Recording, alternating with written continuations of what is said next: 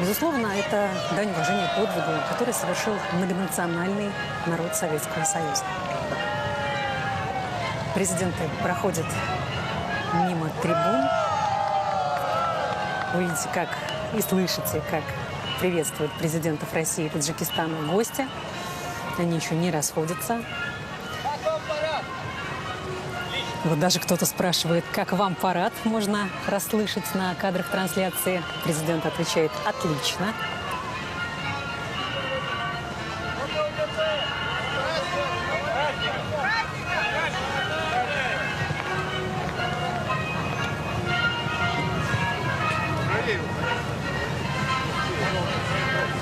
Рядом с президентом министр обороны Сергей Шойгу и президент Таджикистана Эмомали Рахмон. Сегодня он гость парада в Москве.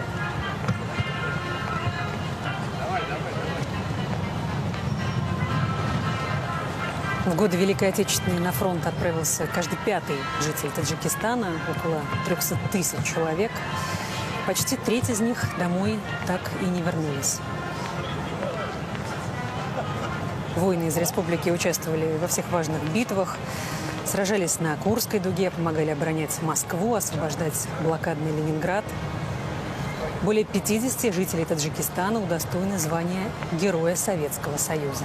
Так что, конечно, победа – это общая.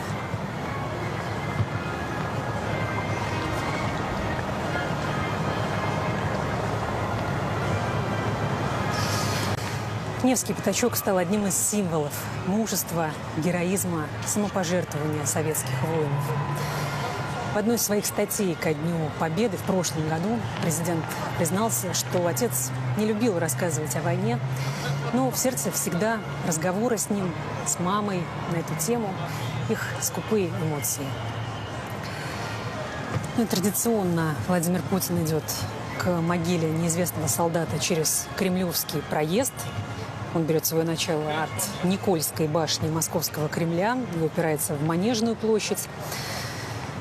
Длина всего 150 метров. Вот он, вечный огонь. Это священное место.